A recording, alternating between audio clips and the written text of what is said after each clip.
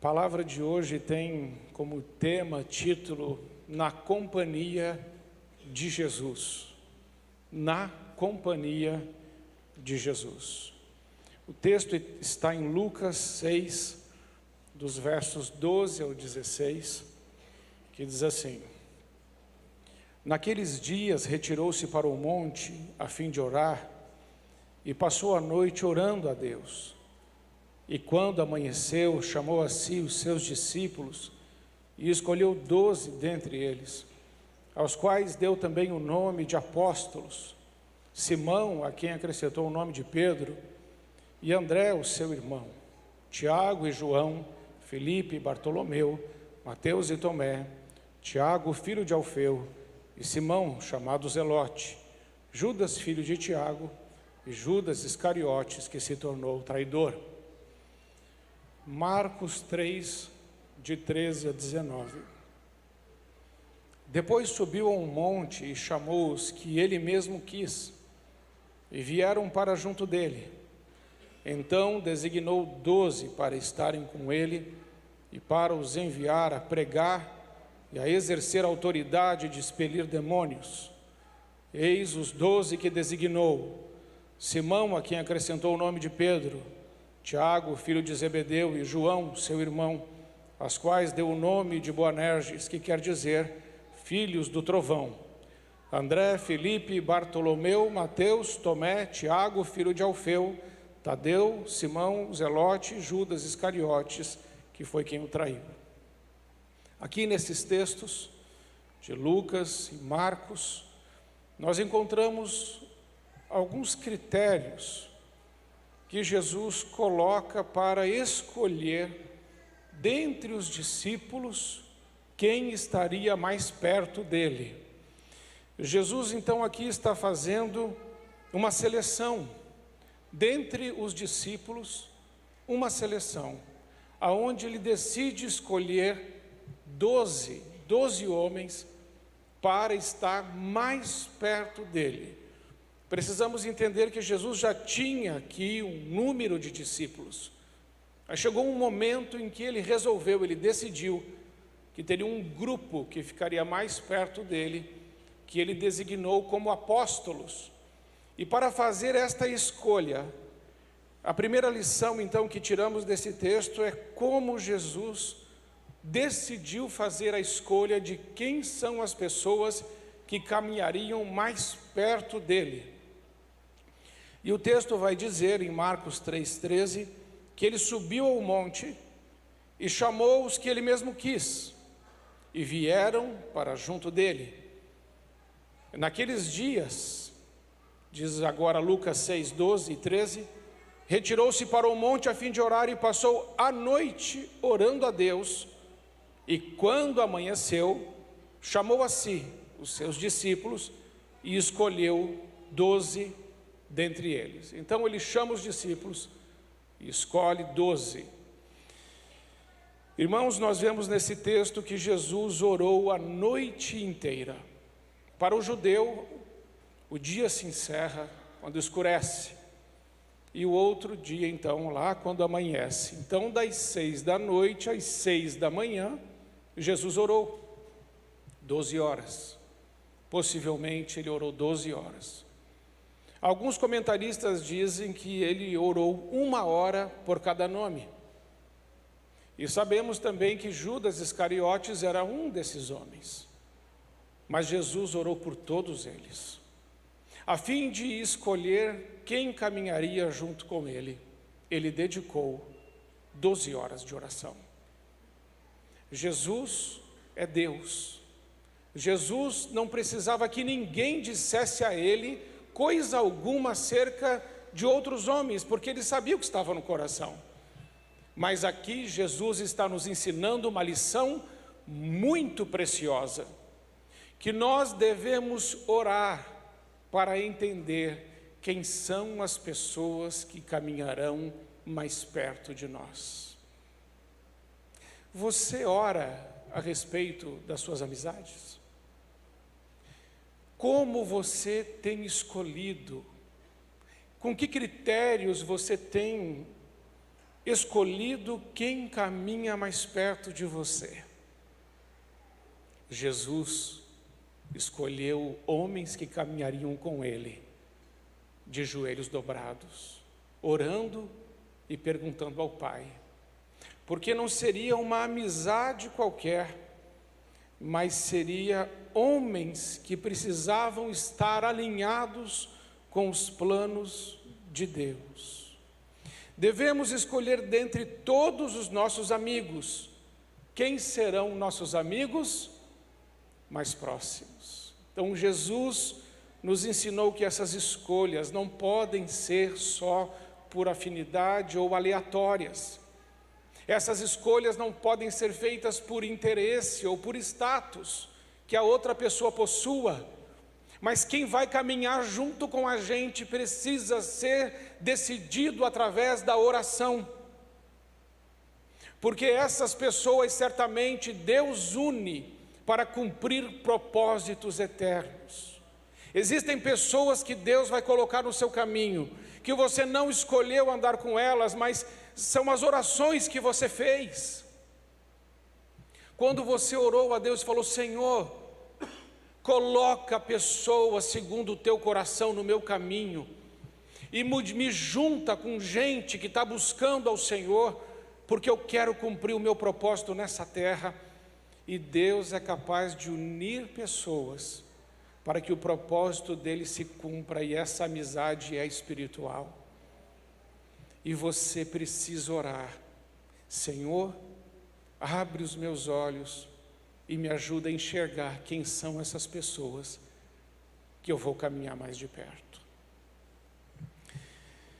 Mais chegados à luz das Escrituras, nós vamos aprender que dentre os 12, Jesus ainda faz uma seleção da seleção. Jesus afunila ainda mais quando ele decide que mais perto dele ainda será Pedro, Tiago e João. Então ele seleciona 12 dos seus discípulos, mas ele seleciona dos 12, 3, para estarem mais perto dele. E esses 3 participarão de coisas tão especiais. Por exemplo, em Marcos 9, 2 e 3 está escrito assim: lá no Monte da Transfiguração, 6 dias depois, tomou Jesus consigo a Pedro, Tiago e João, e levou-os a sós à parte, a um alto monte, e foi transfigurado diante deles, e as suas vestes tornaram-se resplandecentes, e sobremodo brancas, como nenhum lavandeiro na terra as poderia alvejar. Jesus revela àqueles 3 a sua santidade. Jesus revela algo a mais àqueles homens, porque aqueles homens estão com o coração alinhado com o coração de Jesus. Amados irmãos, precisamos entender essa noite algo muito importante: a igreja não avançará sem alinhamento de coração. Às vezes nós estamos tão preocupados em cumprir a missão, e alinhamos os nossos corações para cumprirmos missões. Só que quando nós alinhamos o nosso coração para cumprir uma missão, mas não alinhamos o nosso coração uns com os outros, essa missão já estará fracassada, ou essa missão será rejeitada por Deus. Porque está escrito na palavra de Deus: não é só aquele que diz Senhor, Senhor que entrará no reino de Deus, mas aquele que faz a minha vontade. Muitos me dirão naquele dia: Senhor, em teu nome fizemos milagres, expulsamos demônios e profetizamos. E Jesus lhes dirá abertamente: nunca vos conheci, apartai-vos de mim, vós os que praticais a injustiça. Fazer coisas para Deus com o coração desalinhado com o coração de Jesus não nos resultará em nada. Deus não precisa de fazedores de coisas. Deus procura adoradores que o adorem em espírito e em verdade, e isso requer alinhamento de coração. Amém? Sem coração alinhado não adianta alinhar para a missão. Eu não gosto muito de você, mas vou fazer a obra junto com você. Não funciona. Vai ter que gostar de mim.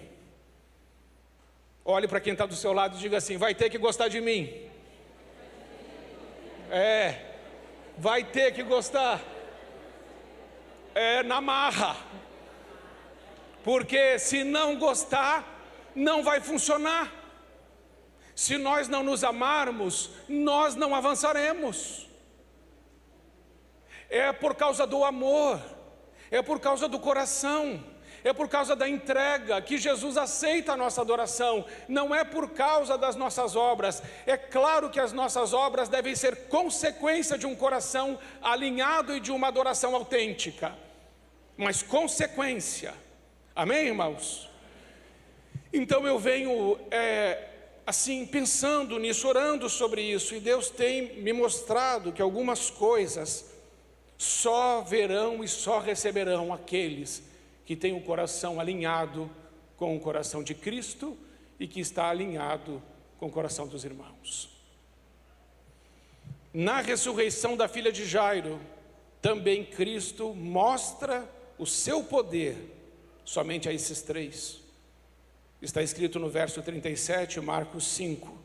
Contudo, não permitiu que alguém o acompanhasse, senão Pedro e os irmãos Tiago e João. Eles viram Jesus ressuscitar aquela menina, mas os outros apóstolos não viram, porque o coração daqueles homens estava num lugar diferente. Eles puderam ver o que outros não viram, eles puderam perceber o que outros não perceberam, eles puderam receber o que outros não receberam, porque o coração deles estava alinhado com o coração de Cristo e buscando estar alinhado com o coração dos irmãos. Eu não sei você, mas eu tenho desejo de alinhar o meu coração com o coração de Jesus. Porque se o meu coração alinhar com o coração de Jesus, eu vou conseguir te amar do jeito que Jesus te ama. Eu vou conseguir chorar por você do jeito que o Espírito Santo agora mesmo está gemendo com gemidos inexprimíveis. Por sua causa e por minha causa, o Espírito Santo agora está gemendo, orando e intercedendo por cada um de nós. E a Bíblia diz que nós não sabemos orar como convém. Por isso o Espírito Santo precisa interceder por nós com gemidos inexprimíveis, porque o Espírito Santo está alinhado com o coração de Deus. Então ele intercede por nós, mas nós precisamos orar: Espírito Santo, alinha também o nosso coração, porque nós queremos entender o coração de Deus e queremos agradar o coração de Deus, mas também queremos agradar os nossos irmãos, a nossa família. A segunda lição que eu aprendo com esse texto é que na companhia de Jesus, além de termos um coração alinhado por causa da oração, nós aprendemos sobre amizade. João 15:15. Já não vos chamo servos, porque o servo não sabe o que faz o seu senhor, mas tenho-vos chamado amigos, porque tudo quanto ouvi do meu Pai vos tenho dado a conhecer. Irmãos, esse texto me repartiu no meio. Sabe por quê? Porque às vezes nós estamos caminhando com pessoas de Deus, fazendo a obra de Deus, mas não conhecemos o que está no coração um do outro. É verdade ou não é verdade? É verdade. E não é só na obra. Nós aqui, os pastores, estamos fazendo um esforço. Vamos orar juntos e começamos já 4h30 por semana, para ver se Deus tem misericórdia de nós e alinha o nosso coração. E o nosso coração aqui nessa igreja não vai se alinhar sem oração. E nós começamos uma primeira reunião nessa terça-feira. Era para orarmos 1h30, mas primeiro a gente precisava falar de todo aquilo que estava no nosso coração, que precisava sair. E aí nós não conseguimos orar nem um minuto, porque gastamos 1h50 simplesmente colocando para fora angústias e situações que precisavam ser resolvidas. E eu ainda tive a alegria de perguntar: vocês acham que tem alguma coisa para falar para eu melhorar? Tive essa iluminação. E foi uma bênção. Eles falaram só uns ajustezinhos básicos. Mas eu louvo a Deus pela vida deles. Pior se eles falassem assim: não, pastor, você só falta voar. Deve ter umas asas aí atrás. Não. Você precisa melhorar, pastor. Você precisa melhorar. E eu ouvi aquilo com muito temor e falei: Senhor, me ajude a ser melhor. Mas se nós tivermos segredos entre nós, como nós vamos melhorar? E vocês me aguardem, que eu estou anotando um monte de coisa para falar. E aí a gente vai alinhando. Mas se Deus não alinhar o nosso coração, o ministério não avança, a obra de Deus não avança. Quantos ministérios hoje estão sofrendo, irmãos? Dentro da igreja, briga, dissensões, disputas, facções. Pessoas saindo amarguradas, abatidas, tristes, porque não alinharam os seus corações uns com os outros. Estão muito preocupados em fazer a obra de Deus, mas talvez estejam fazendo a obra de Deus sem Deus. Aí não adianta. Quantos cônjuges têm segredos entre si? Deixa lá para mim, Amanda, João 15:15, que está escrito lá que ele falou: tudo eu vos tenho dado a conhecer. Jesus não tem segredos. E por que nós em família temos que ter segredos? E por que o marido tem que ter segredo com a mulher e a mulher tem que ter segredo com o marido? Não. Uma amizade verdadeira é transparente, uma amizade verdadeira é sincera, uma amizade verdadeira não tem medo. Numa amizade verdadeira há confissão, há quebrantamento, não há acusações. Como é linda uma amizade verdadeira. E um casamento, para funcionar, não basta ser casado, precisa ser também amigo. Diga amém, pelo amor de Deus. Tem que ser amigo. Eu sou seu amigo. Eu dou de conhecer até demais. Mas a gente tem que falar. Porque quando você fala, você é curado. Como é bom ter uma família, um relacionamento, uma igreja, onde nós não temos medo de sermos julgados. Onde nós podemos rasgar o coração, falar o que está no coração, isso produz cura. Assim Jesus curava os seus apóstolos, ensinando a ser vulnerável, ensinando a abrir o coração. Que coisa mais linda quando criamos um ambiente desses. Ainda dentro disso, a amizade que Jesus nos ensina, além de não ter segredos, de ser acolhedora e de nos curar, Jesus nos ensina que a amizade e estar com Cristo é aprender a ser amigo com amor sacrificial. João 15:13. Ninguém tem amor maior do que este, de dar a alguém a própria vida em favor dos seus amigos. O que isso significa? Na amizade não é de interesse. A amizade não dura só enquanto está tudo bem entre nós. A amizade não fica numa boa enquanto você está fazendo somente aquilo que eu gosto. A amizade permanece apesar dos seus erros, apesar das suas falhas, apesar das suas criancices, apesar da nossa infantilidade, apesar da nossa imaturidade. A amizade permanece porque ninguém tem maior amor do que aquele que dá vida pelos seus amigos. É um amor altruísta, é um amor que renuncia, é um amor que se entrega, é um amor que não se acovarda, que não se intimida, que não recua, que está com você, que não rói a corda, que não te deixa, que não te abandona. Que amizade maravilhosa é que essa que temos com Cristo. Mas também devemos ter essa amizade uns com os outros.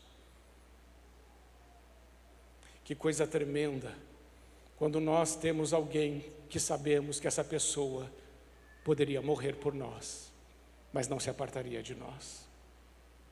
Que segurança, que alegria e que paz uma pessoa assim nos dá. A minha oração é que você possa ter amigos assim, mas que você possa ser esse amigo. Eu quero ser esse amigo. Eu gostaria de ser esse amigo na vida do pastor Eduardo, eu gostaria de ser esse amigo na vida do pastor Tiago. Um amigo que, apesar das falhas, não desiste. Eu espero que vocês sejam meus amigos também. Assim. A amizade com Jesus é restauradora e não deixa entulhos. Quem está com Cristo, por que eu estou falando isso, irmãos? Porque o texto ali, Jesus está falando assim, que quando ele orou, ele chamou os 12 para estarem com ele. E depois de estarem com ele, é que ele enviou os homens para pregar e para expelir demônios. Pregar e expelir demônios vem depois de estar com Cristo. E estar com Cristo é aprender essa amizade, estar com Cristo é ser encharcado com esse amor, estar com Cristo é ser restaurado pelo seu poder. Veja João 21:17. Pela terceira vez, Jesus perguntou: Simão, filho de João, tu me amas? Pedro entristeceu-se por ele ter dito pela terceira vez: tu me amas? E ele respondeu: Senhor, tu sabes todas as coisas e tu sabes que eu te amo. Jesus lhe disse: apacenta as minhas ovelhas. Na nossa caminhada na igreja, na nossa caminhada na família, nós podemos decepcionar pessoas ou ser decepcionado por elas. Aqui neste caso é Pedro que decepcionou Cristo, e ele se sentiu muito frustrado, muito triste, muito amargurado, e ele desistiu de tudo.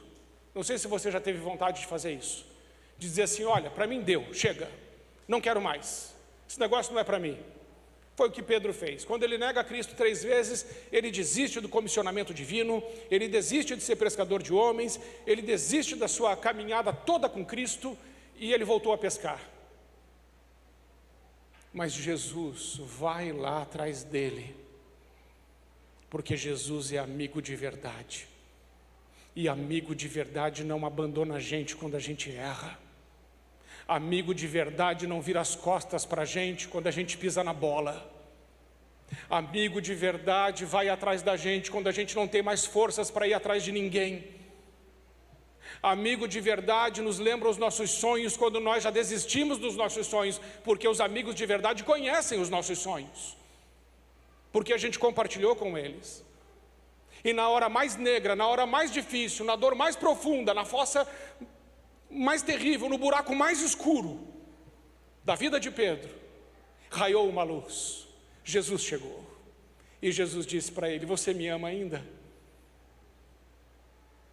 E ele disse: o Senhor sabe de todas as coisas, e o Senhor sabe que eu te amo, mas o Senhor sabe que eu estou um caco, o Senhor sabe que eu não tenho mais força, o Senhor sabe que eu estou envergonhado, o Senhor sabe que eu pisei na bola. E Jesus, como quem diz assim: para com esse mimimi, Pedro, está tudo bem. Se você me ama, vai apacentar minhas ovelhas. O que Jesus está fazendo? Está tornando Pedro útil mais uma vez. Perdoar é mais do que dizer está tudo bem. Perdoar é tornar o outro útil. Quando você é resgatado por Cristo, Cristo não só te perdoa, mas Ele te comissiona de novo, Ele te coloca no jogo de novo, Ele te coloca para participar de tudo que Ele está fazendo de novo. Muito diferente de nós, que quando perdoamos, muitas vezes perdoamos, mas é você no seu canto, eu no meu canto, você com a sua vida, eu com a minha vida, e deu. Mas Jesus não. Se nós alinharmos o nosso coração com Deus, nós vamos conseguir tornar pessoas que são inúteis na nossa vida em pessoas úteis. E essas pessoas que são resgatadas desta forma, acabam se tornando os nossos amigos mais leais e mais fiéis, porque nós fomos lá atrás deles, quando eles mesmos já tinham desistido deles.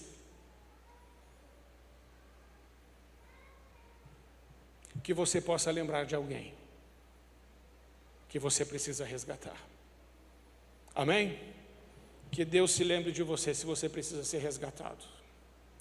A amizade com Jesus, ela traz alívio, traz ensino, traz descanso. Ele disse: vinde a mim todos que estáis cansados e sobrecarregados, e eu vos aliviarei. Isso aqui é tremendo, irmãos, porque muitas das nossas amizades, ou talvez algumas das nossas amizades, quando a gente vai conversar, é uma disputa de problema. A pessoa chega e conta um problema, ela nem terminou de ouvir o problema, você nem terminou de ouvir o problema que ela está contando, e você já está pensando num problema pior que o dela para você contar. Aí fica aquela disputa de problema, para ver quem tem um problema maior. Não, Jesus não. Quando você chega cansado e sobrecarregado, Ele é aquele amigo que te dá alívio. Você está cansado, você está sobrecarregado, eu vou te dar alívio. Com Cristo nós aprendemos a desenvolver uma amizade saudável, aonde nós não estamos disputando com ninguém quem tem o maior problema, mas nós queremos ser uma resposta de Deus na vida dessa pessoa. porque se nós cuidarmos do nosso irmão, é certo que Deus cuidará de nós. Amém? Seja você um bálsamo, seja você um alívio, seja você um consolo, seja você uma alegria na vida das pessoas que estão próximas a você. Que Deus te ajude a ser um amigo, uma amiga desse jeito, em nome de Jesus. Tomai sobre vós o meu jugo e aprendei de mim. Jesus tem uma amizade que nos ensina coisas tão grandes e tremendas, irmãos. Mas aí é necessário a gente ter um coração humilde para aprender, e não ter aquela síndrome da maturidade, que acha que sabe de tudo e já não ouve mais nada. Isso aqui é muito importante, irmãos, porque na nossa caminhada, parece que a gente já escolheu quem são as pessoas inteligentes. E via de regra, nós achamos que as pessoas mais inteligentes da Terra são aquelas pessoas que pensam como nós, ou que concordam com a gente, via de regra. Mas quem anda com Jesus aprende que nós devemos considerar o outro superior a nós mesmos. E aí, se você considerar o outro superior a você, com quem que você aprende? Com todo mundo. Hoje de manhã eu falei, você vai abastecer o carro, você aprende com o frentista. Vai uma diarista na sua casa, você aprende com aquela mulher. Você conhece uma pessoa, um encanador, um pedreiro, um eletricista, você começa a ouvi-lo, você aprende com ele. Porque você entendeu que você deve considerar o outro superior a você. E aí o seu coração está aberto para aprender. Porque Deus pode usar qualquer pessoa para te ensinar. Amém? Assim como Deus pode usar a sua vida para ensinar alguém. E ele ainda continua dizendo, e achareis descanso para a vossa alma. Mas eu não preciso continuar. Terceiro ponto, na companhia de Jesus. E o último, aprendemos a orar. E orando não useis de vãs repetições como os gentios, porque presumem que pelo seu muito falar serão ouvidos. Não vos assemelheis, pois, a eles, porque Deus, o vosso Pai, sabe de todos que tendes necessidades, antes que lhe o peçais. O que o Senhor está nos ensinando? Que quando vamos conversar com Ele, não adianta, irmão, ir com mantra. Não adianta você ir falar para Deus a mesma coisa 10, 15, 20 vezes, porque Deus já sabe o que você vai falar antes de você falar. Deus sabe o que está no seu coração. E o que Jesus está nos ensinando é, se você vai conversar com o ser mais inteligente do universo, que é Deus, por que você já não chega logo admitindo os seus pecados, as suas misérias, as suas fraquezas? E por que você não diz para Deus realmente o que está acontecendo? Por que você não rasga o seu coração? É isso que Ele está falando. Quando você vier diante de mim, fala o que está aí dentro. Não transforme o seu relacionamento com Deus numa coisa formal. Relacionamento de pai e filho não é formal, relacionamento de pai e filho é informal. O filho não bate na porta para falar com o pai, o filho não toca campainha, o filho não precisa colocar um terno para falar com o pai. O filho, quando ele chega do jeito que ele está, o pai o recebe porque é filho. Você é filho de Deus, você é filha de Deus. Você pode entrar a qualquer hora nos santos dos santos, pelo sangue de Jesus Cristo, e pedir socorro, e Deus te atenderá. Então, por que ficamos com tantas palavras rebuscadas e achando que tem um jeito certo de acessar a Deus? Não existe um jeito certo. O jeito é você chegar e falar assim: Pai, preciso da sua ajuda. Eu não aguento mais, eu estou cansado. Tem enfermos na minha família, o meu casamento está por um frio, os meus filhos estão nas drogas. Senhor, o Senhor sabe o que eu estou passando. Senhor, ajuda-me, socorre-me, eu preciso. Deus te atenderá. Mas Deus precisa ver um coração realmente debruçado, derramado, quebrantado, contrito. Ele não rejeitará. Amém, irmãos? E é nesse contexto de estar com Cristo, e veja que os apóstolos estavam andando com Ele já há algum tempo, e viram muitos milagres e muitas situações, mas nunca disseram a Jesus: Senhor, ensina-nos a curar paralítico, Senhor, ensina-nos a dar vista aos cegos, Senhor, ensina-nos a ressuscitar os mortos. Não. Eles disseram: Senhor, ensina-nos a orar. E Jesus diz: quando vocês forem orar, vocês vão dizer: Pai nosso que estás nos céus. Vocês têm pai. É o que Jesus está ensinando. Você tem pai, você não é órfão, você não é rejeitado, você não está abandonado, você não está sozinho, você tem um pai, Ele é o Todo-Poderoso, Ele é o Rei dos Reis, Ele ama você, Ele não vira as costas para você, Ele não rói a corda, Ele não corre dos seus compromissos, Ele não descumpre as suas promessas, Ele não mente, Ele é santo, Ele é justo, Ele é bom, Ele é fiel, Ele é verdadeiro, Ele é o maravilhoso conselheiro, Deus forte, o Pai da eternidade, Ele é o príncipe da paz, Ele é o Rei dos Reis, Ele é o teu pastor, Ele ama você, você tem pai.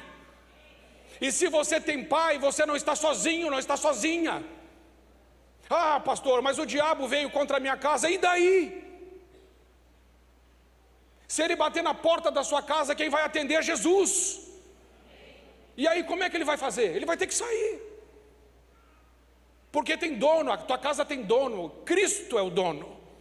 A tua vida tem dono, Cristo é o dono. Você tem pai. Você não está sozinho no parquinho, teu pai está te cuidando.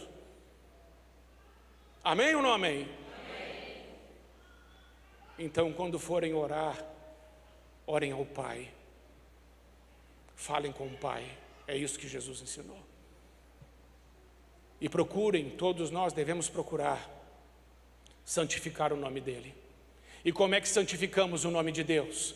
Com a nossa vida, com o teor da nossa vida, escolhendo as nossas palavras, amando os nossos irmãos, rejeitando os desejos da carne, alinhando o nosso coração com Deus, nos quebrantando na presença de Deus, dedicando tempo a Deus, não negociando os absolutos de Deus, não negociando os princípios de Deus, não negociando os valores da palavra de Deus. É desse jeito que nós santificamos o nome de Deus. Não é só falando, porque Jesus diz que não é somente aquele que ama o Senhor, que diz assim: Senhor, eu te amo. Não, é aquele que faz a minha vontade. Jesus disse: esse me ama, aquele que faz a minha vontade. Como é que santificamos o nome de Deus? Obedecendo. Se nós não obedecermos o nome de Deus, não adianta orar o Pai Nosso dizendo: santificado seja o teu nome, se na minha vida eu não santifico o nome dEle. Eu preciso santificar o nome de Deus através das minhas atitudes e não só das minhas palavras, porque é muito fácil dizer Deus eu te amo e ter uma conduta totalmente reprovada diante de Deus. A minha conduta precisa falar mais alto que as minhas palavras. Amém, meus irmãos? Isso santifica o nome de Deus. Isso é alinhamento de coração. Eu não peco não porque eu não quero ir para o inferno, eu não peco não porque é uma coisa feia, eu não peco não porque eu vou ser descoberto, eu não peco porque eu não quero ofender o meu Pai, eu não peco porque eu não quero magoar o coração do meu Deus, eu não peco porque eu não quero entristecer e nem insultar o nome do meu Deus, porque eu o amo, por isso não quero pecar. Mas quando eu peco, eu confesso os meus pecados e Ele é fiel e justo para me perdoar de todo pecado e me purificar de toda injustiça. Não transforme o teu relacionamento em Deus num conjuntinho de regras, porque não é. Se você fizer isso, você não alinha o seu coração. Cristianismo nunca foi, nunca será ritual, liturgia e regras. Cristianismo é relacionamento pessoal, íntimo, autêntico, sincero e verdadeiro com o nosso Deus. Amém, irmãos? Santificado seja o teu nome. Venha a nós o teu reino. O reino de quem que tem que vir? O dele. Mas muitas vezes as nossas orações, Senhor, abençoa o que eu estou fazendo, ou seja, abençoa o meu reino.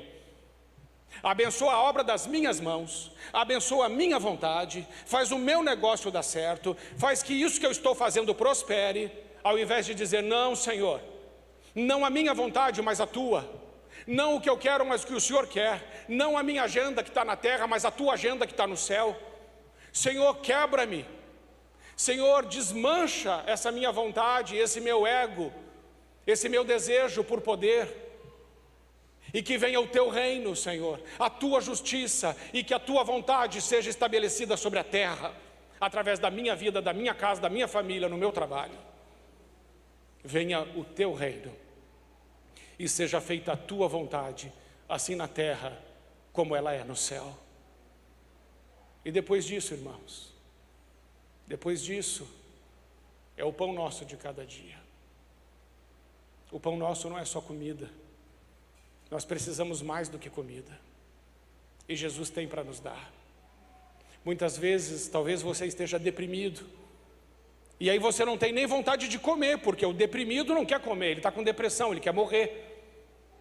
Mas quando ele volta aos olhos da Deus e entende que pão é uma figura de Cristo, Ele é o maná que desceu dos céus.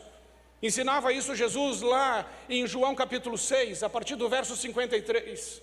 Ele ensinava na sinagoga de Cafarnaum, dizendo àqueles homens: os pais de vocês comeram o maná e morreram.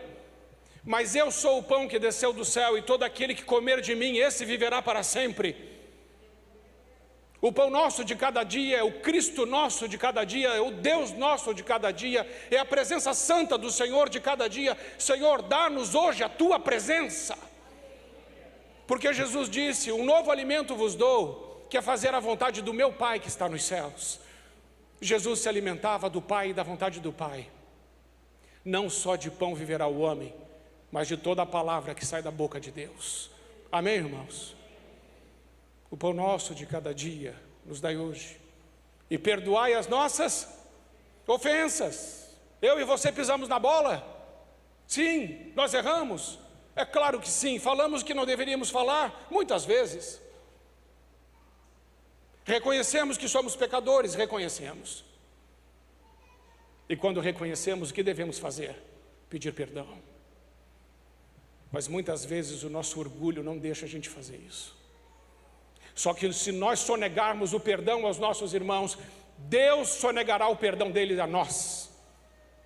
A salvação é condicionada ao perdão. Quem não perdoa não será perdoado. Então precisamos perdoar. E perdão não é um sentimento, perdão não é ter vontade, perdão é uma decisão.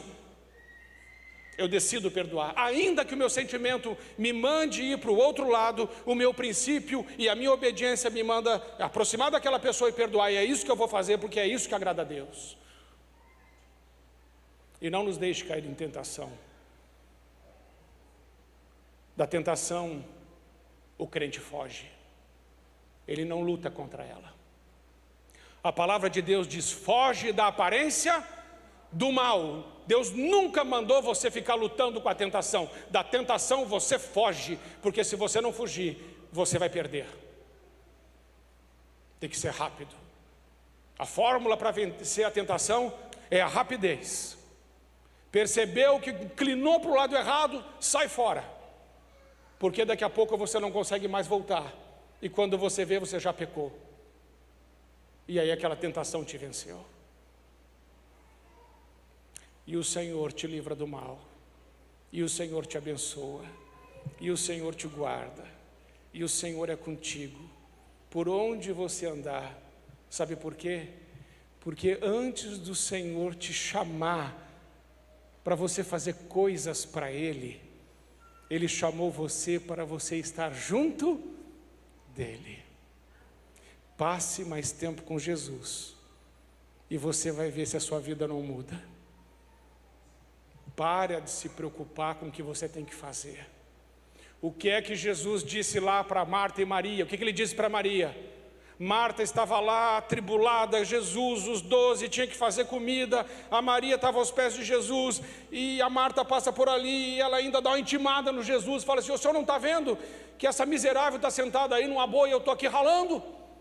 E Jesus disse assim: calma, Marta, calma, mulher, eu já pedi uma pizza, você está nervosa por quê?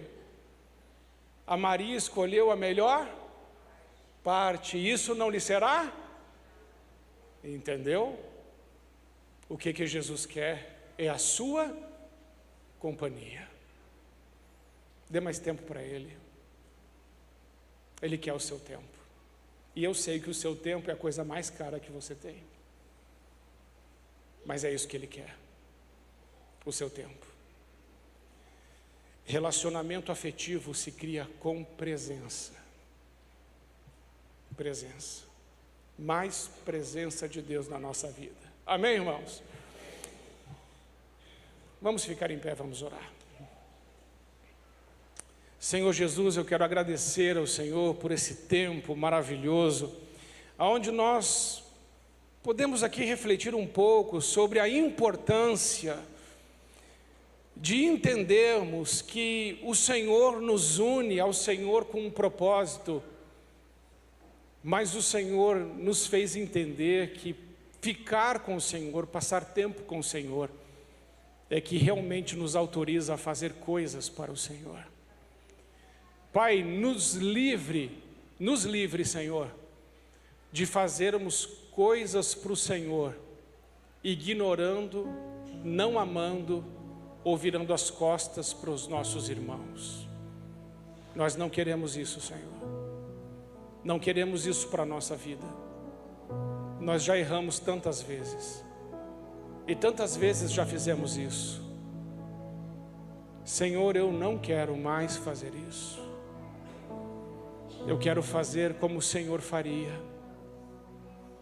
O Senhor pararia tudo para ir atrás de um homem, uma ovelha perdida, para dizer para ele: olha, eu ainda amo você. E sabe, eu podia fazer tudo sozinho, mas eu quero fazer tudo isso que eu sonhei junto com você. Você me ama? Se você me ama, então vamos fazer isso juntos.